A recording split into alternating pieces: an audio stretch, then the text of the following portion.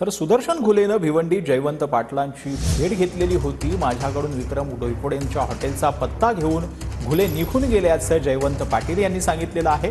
जयवंत पाटलांनी सुदर्शन घुलेविषयी माहिती दिली आहे। पोलिसांनी आमची चौकशी केल्यावर सुदर्शन घुले नक्की कोण होता याची माहिती मिळाल्याचं देखील जयवंत पाटील यांनी म्हटलं।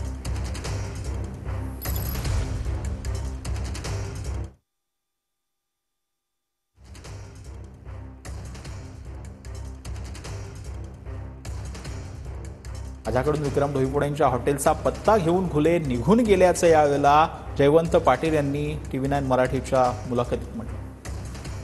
अशा पद्धतीने तुमच्याकडे कोण आलतं नक्की? आमच्याकडे घुले म्हणून तरी माझी ओळख नव्हती, पण आमच्याकडे घुले नाव होतं म्हणून नंतर माझं त्याला घुले म्हणून आला ऑफिसला। आपण विचारलं की विक्रम कुठे आहे, पण विक्रमचं काही आयडिया नाही, 2 दिवसाचा काही कॉल लागत नाही। तो जम्मूला जाणार होता एवढं मला माहिती आहे। तर तेवढं मध्ये निघायच्या होते, मी त्याचा फोटो काढला आणि मी ते फोटो विक्रमला शेअर केलं।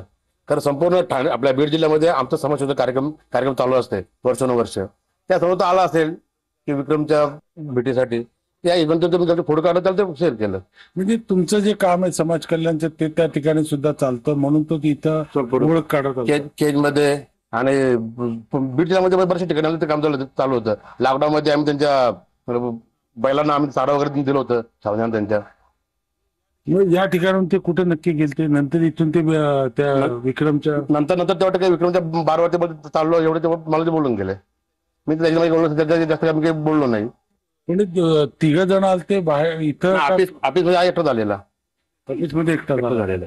मग त्यांचा या ठिकाणी आपल्याकडे नंतर पोलीस तपासाला आलते? हा आलेले। आता काही 2-4 दिवसामध्ये 17 का 16 दिवसाचे आलते, तेव्हा त्यांना आपल्या सीसीटीव्ही मध्ये काही भेटलंच नाही।